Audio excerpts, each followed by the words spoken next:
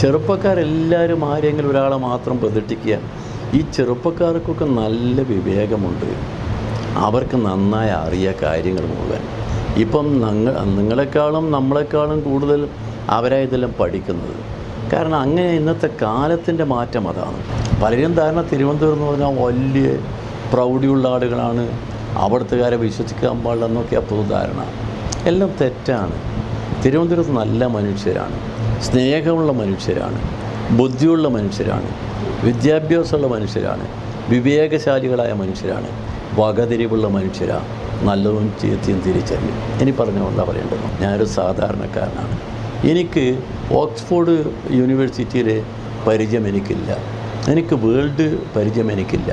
പക്ഷേ എനിക്ക് നാട്ടിലെ പാവപ്പെട്ട മനുഷ്യൻ്റെ ഹൃദയം എങ്ങനെ മിടിക്കുന്നു എന്നറിയാനുള്ള ഡോക്ടറില്ലെങ്കിലും അത് ആ ചലനങ്ങൾ മനസ്സിലാക്കാനുള്ള സാമാന്യ ജ്ഞാനമുണ്ടെന്ന് എനിക്ക് വിചാരിക്കുന്നു. നമസ്കാരം. നമ്മളിപ്പോൾ തിരുവനന്തപുരം മണ്ഡലത്തിലെ ഇടത് സ്ഥാനാർത്ഥി പന്ന്യൻ രവീന്ദ്രൻ സാറിൻ്റെ സഖാവിൻ്റെ ഓഫീസിലാണ് ഇരിക്കുന്നത്.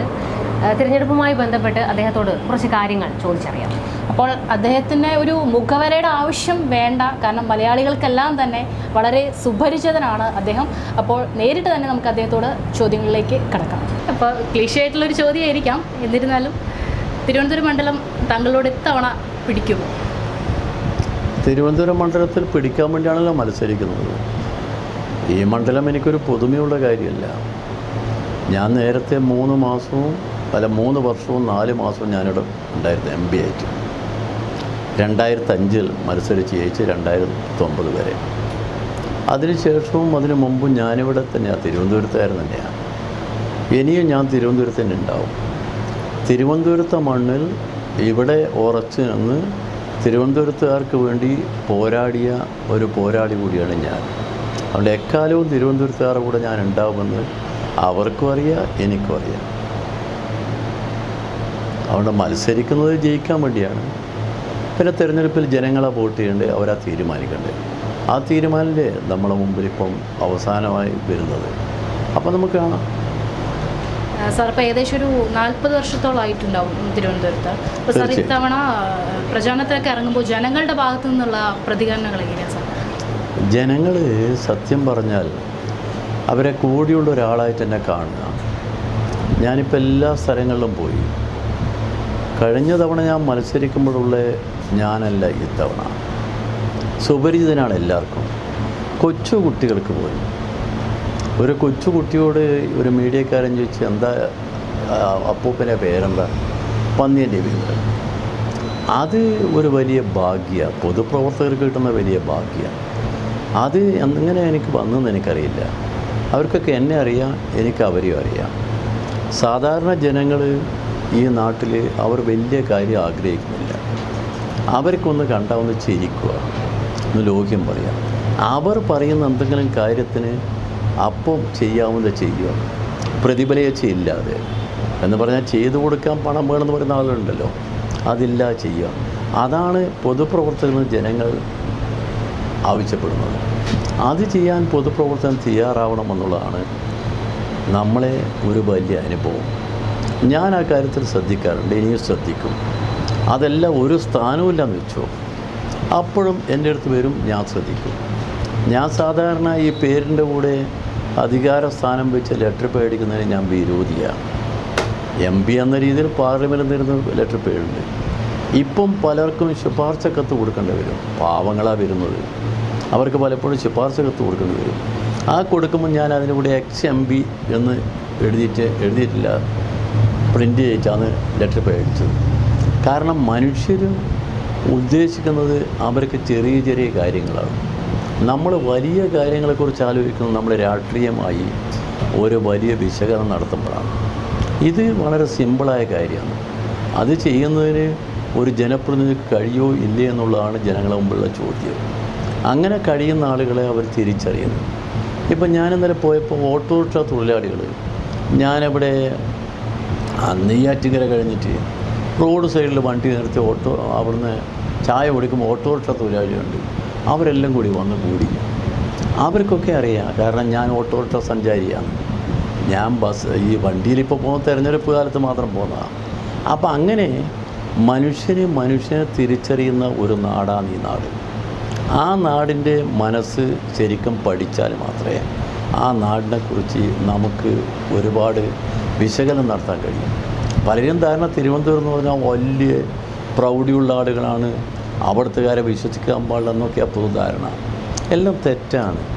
തിരുവനന്തപുരത്ത് നല്ല മനുഷ്യരാണ്, സ്നേഹമുള്ള മനുഷ്യരാണ്, ബുദ്ധിയുള്ള മനുഷ്യരാണ്, വിദ്യാഭ്യാസമുള്ള മനുഷ്യരാണ്, വിവേകശാലികളായ മനുഷ്യരാണ്, വകതിരിവുള്ള മനുഷ്യരാണ്, നല്ലതും ചീത്തയും തിരിച്ചറിയും. ഇനി പറഞ്ഞുകൊണ്ടാണ് പറയേണ്ടത്.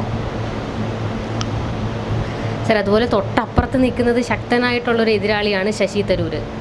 കോളേജ്, അതായത് ചെറുപ്പക്കാർക്കൊക്കെ ഇടയിൽ വലിയ സ്വീകാര്യനാണ് ശശി തരൂർ. അപ്പം അത്തരത്തിലൊരു ഭയം സാറിനുണ്ടോ? ഇതൊക്കെ ഒരു പൊതു നിഗമനമാണ്. കോളേജിലെ ചെറുപ്പക്കാർക്ക് മുഴുവൻ ഹീറോ ആണ് ഒരാൾ എന്നുള്ള നിഗമനം. ഞാൻ എതിർ സ്ഥാനത്തെക്കുറിച്ചൊന്നും പറയുന്നില്ല, അവരുടെ പ്രാഗൽഭ്യത്തെക്കുറിച്ച് എനിക്കൊന്നും പറയാനില്ല. അവരെ പ്രാഗൽഭ്യമൊക്കെ നിന്നോട്ടെ. പക്ഷെ അങ്ങനെ ഒരു മുൻധാരണ ആർക്കും വേണ്ട. ചെറുപ്പക്കാരെല്ലാവരും ആരെങ്കിലും ഒരാളെ മാത്രം പ്രതിഷ്ഠിക്കുക. ഈ ചെറുപ്പക്കാർക്കൊക്കെ നല്ല വിവേകമുണ്ട്, അവർക്ക് നന്നായി അറിയാം കാര്യങ്ങൾ മുഴുവൻ. ഇപ്പം നിങ്ങളെക്കാളും നമ്മളെക്കാളും കൂടുതൽ അവരാണ് ഇതെല്ലാം പഠിക്കുന്നത്. കാരണം അങ്ങനെ ഇന്നത്തെ കാലത്തിൻ്റെ മാറ്റം അതാണ്. അതുകൊണ്ട് ചെറുപ്പക്കാർക്ക് മുഴുവൻ പ്രിയങ്കരനാണ് ഒരാൾ. അതുകൊണ്ട് അയാൾക്കെതിരായിട്ട് ഇങ്ങനെ മത്സരിക്കുക, അന്ന് അയാൾക്കെതിരായിട്ട് ആരും മത്സരിക്കേണ്ട, വിളിച്ചോടാൻ വേണ്ടി പറ്റുമോ? ഇല്ല. നിങ്ങൾ എന്ത് പ്രിയനാണോ പ്രിയനല്ലേ എന്നുള്ളതല്ല ഇവിടെ വിഷയം. ഞാൻ നേരത്തെ പറഞ്ഞതാണ്, ഒരു ജനപ്രതിനിധിയെ കൊണ്ട് ഒരു നാട്ടുകാർക്ക് എന്താണ് ഗുണം എന്ന വിഷയം. ആ ഗുണത്തിൻ്റെ കാര്യത്തിൽ വരുമ്പോഴാണ് ചില കാര്യങ്ങൾ പറയേണ്ടി വരിക. കാരണം ഞാൻ ഈ നാട്ടിൻ്റെ വികസനത്തിന് വേണ്ടി, ഈ നാട്ടിൽ അത്യാവശ്യമായി കിട്ടേണ്ട അർഹമായ പ്രാതിനിധ്യം കിട്ടാൻ വേണ്ടി ഒരുപാട് പോരാടിയതാണ്. ആ പോരാട്ടത്തിൻ്റെ ഗുണമുണ്ടായിരുന്നു, പക്ഷെ പൂർണ്ണമായില്ല. കാരണം നമ്മുടെ രാജ്യത്തിലാകമാനം ഇന്ത്യ ഗവൺമെൻറ് എയിംസ് എന്ന യഥാർത്ഥ സ്ഥാപനത്തിൻ്റെ ഒരു സെയിം ഓരോ സംസ്ഥാനത്തിനും തീരുമാനിച്ച എയിംസിൻ്റെ ഒരു സെയിം അത് ഇവിടെയും വേണ്ടതായിരുന്നു. അന്ന് ഇവിടെ കേരളം ഭരിച്ച UDF ഗവൺമെൻറ്റാണ്. അവരോട് ചോദിച്ച ഒപ്പീനിയൻ ആർക്കാണ് കൊടുക്കേണ്ടത്, ഏത് പ്രദേശമാണ് നിങ്ങൾ സജസ്റ്റ് ചെയ്യുന്നത്? അവർ സജസ്റ്റ് ചെയ്ത് തിരുവനന്തപുരം അല്ല, മറ്റൊരു പ്രദേശമാണ്.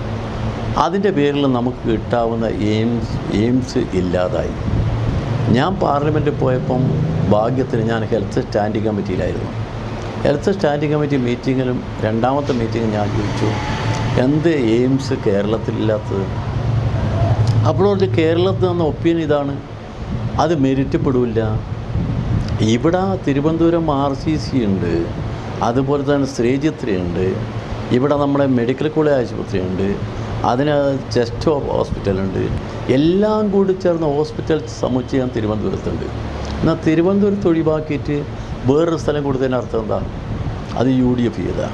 രാഷ്ട്രീയമായ കാര്യങ്ങളിൽ അഭിപ്രായ വ്യത്യാസം കാണും, പക്ഷെ പ്രദേശങ്ങളോട് പക്ഷപാതിത്വം കാണിക്കാൻ പാടില്ല. അവരന്ന് ചെയ്തതാ. ആ ചെയ്തതിൻ്റെ ദോഷമാണ് തിരുവനന്തപുരത്ത് കിട്ടേണ്ട എയിംസ് ഇപ്പോൾ ഇല്ലാതായത്. ഞാനവിടെ പോയി വാദിച്ചിട്ട് അവർ പറഞ്ഞു തന്നത് ഇതാണ്. അന്ന് ഈ സമയമാകുമ്പോഴേക്കും BSൻ്റെ ഗവൺമെൻറ് വന്നു. BSനെ വിളിച്ചു പറഞ്ഞു. BS അപ്പോൾ തന്നെ ക്യാബിനറ്റ് യോഗം ചേർന്ന് പുതിയ പ്രപ്പോസൽ അയച്ചു. അതവിടെ എത്തിയപ്പോൾ കമ്മിറ്റി ഞാൻ പ്രസൻറ്റ് ചെയ്തപ്പോൾ അവർ പറഞ്ഞു സമയം കഴിഞ്ഞു പോയി, ഇനി ഒരു വഴിയുണ്ട്, തിരുവനന്തപുരത്ത് നിങ്ങൾക്ക് എയിംസ് അർഹമായതാണ്, അത് നിങ്ങൾക്ക് തരും എയിംസ്. ഇപ്പോഴല്ല, ഇപ്പോൾ ഡെവലപ്മെൻറ്റ് ഇവിടെ 200 കോടി ആവാം. 200 കോടി ഇവിടെ വാങ്ങിച്ചു കൊടുത്തു.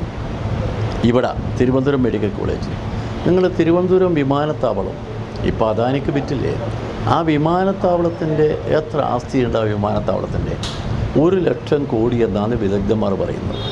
ആ വിമാനത്താവളം കൊടുത്തത് ഇപ്പം ലീസിനാണ് കൊടുത്തത് 50 വർഷക്കാലത്തേക്ക്. ആർക്ക്? അദാനിക്ക്.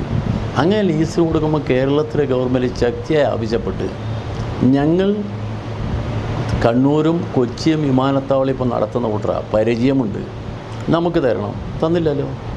10 കോടി ആര് തരുന്നതിലും 10 കോടി കൂടുതൽ തരാം. കേരള ഗവൺമെൻറ്റിന് അതിന് മത്സരിക്കാൻ പറ്റില്ല എന്നാണ് തീരുമാനിച്ചത്. അപ്പം നമ്മുടെ നാട്ടിൻ്റെ, എന്നാൽ ആ തിരുവനന്തപുരം വിമാനത്താവളം ഞാൻ MP ആയിരിക്കും ഫസ്റ്റ് ക്വസ്റ്റ്യനാണ് പാർലമെൻറ്റിൽ ചോദിച്ചത്. ആ ക്വസ്റ്റ്യൻ 200 കോടി നമുക്ക് തന്ന് സെക്കൻഡ് ടെർമിനലിന് വേണ്ടി. അതിനുശേഷമാണ് അതിനവിടുത്തെ കാണുന്ന എയർക്രാഫ്റ്റ് മെയിൻ്റെനൻസ് യൂണിറ്റ് 100 കോടിയാണ്. അത് പ്രഫുൽ പട്ടേൽ എന്ന് പറയുന്ന കേന്ദ്ര സിവിൽ ഏവിയേഷൻ മന്ത്രി ഞാനുമായുള്ള വ്യക്തിബന്ധം എന്താ വ്യക്തിബന്ധം എന്നറിയോ? ഞാൻ പഴയൊരു ഫുട്ബോളറാണ്, അത് അദ്ദേഹത്തിന് നല്ലവണ്ണം അറിയാം. പാർലമെൻറ്റ് ബയോഡാറ്റ് നോക്കിയാലും ഫുട്ബോളറാണെന്നറിയാം. ആ ഫുട്ബോളറും ഓൾ ഇന്ത്യ ഫുട്ബോൾ ഫെഡറേഷൻ്റെ സെക്രട്ടറിയും തമ്മിലൊരു ബന്ധമുണ്ട്. അദ്ദേഹം ഞാനൊരു സംസാരിക്കുമ്പോൾ ഞാൻ പറഞ്ഞു, ഒരു ഫുട്ബോളറല്ലേ ഞാൻ, തിരുവനന്തപുരത്ത് MP അല്ലേ, എനിക്കെന്തെങ്കിലും തരണ്ടേ? അങ്ങനെ അവസാനമായി അദ്ദേഹം തന്നതാണ് ഈ പറയുന്ന എയർക്രാഫ്റ്റ് മെയിൻ്റെനൻസ് യൂണിറ്റ്. ഞാൻ പറഞ്ഞു വരുന്നത്, നമ്മുടെ നാട്ടിൻ്റെ വികസനമാണ് ഓരോ ജനപ്രതിനിധിയുടെ മനസ്സിലുള്ള പ്രധാനപ്പെട്ട ലക്ഷ്യം. അതായിരിക്കണം.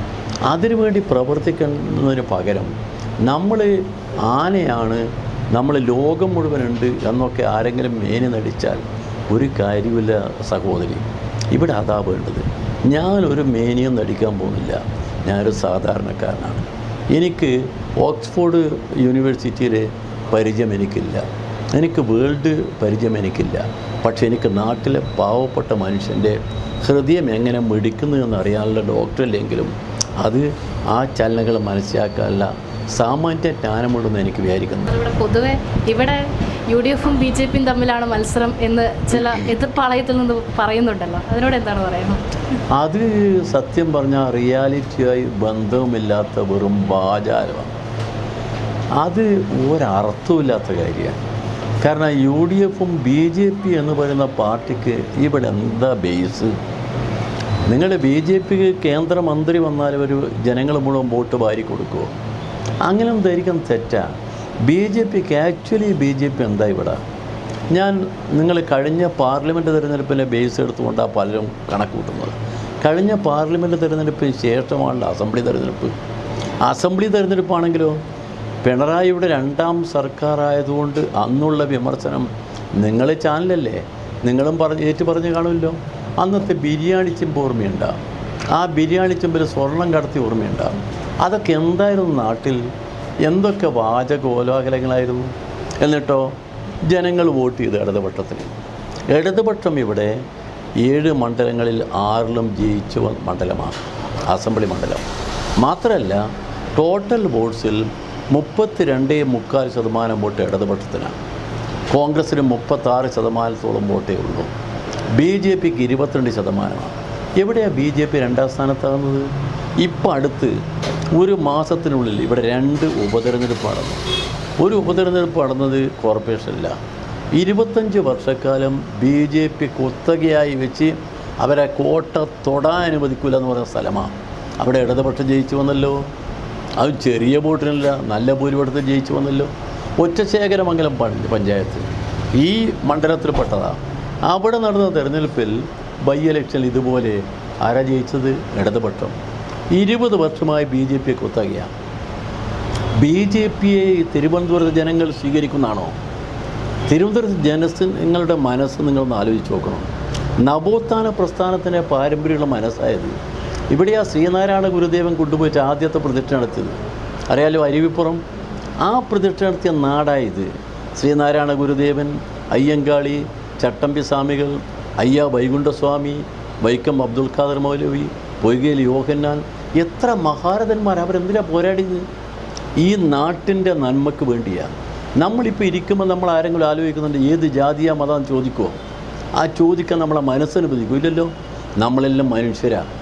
നമ്മളെല്ലാം മനുഷ്യരാണ് എന്ന് നമ്മളെക്കൊണ്ട് പറയിക്കാൻ ജീവിതത്തിൽ ഏറ്റവും വലിയ ത്യാഗം ചെയ്ത മഹാന്മാരെ പേരായി പറഞ്ഞ പേരുകൾ.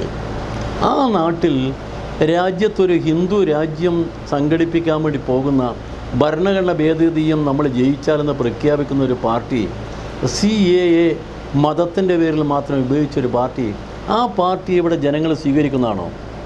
ഇതൊക്കെ വെറുതെ പറയുന്നല്ലേ. പ്രചരണം എന്തുമാവാം. പ്രചരണമല്ല വോട്ട്. ജനങ്ങളെ കയ്യിലാണ് വോട്ട്. ഞങ്ങളെല്ലാവരെയും കാണാൻ വേണ്ടി പോകാമല്ലോ. എല്ലാ മനുഷ്യരെയും കാണാൻ വേണ്ടി പോകുന്നുണ്ട്. അവർ ഞങ്ങളോട് സംസാരിക്കുന്നുണ്ട്, ഞങ്ങൾ അങ്ങോട്ട് സംസാരിക്കുന്നുണ്ട്.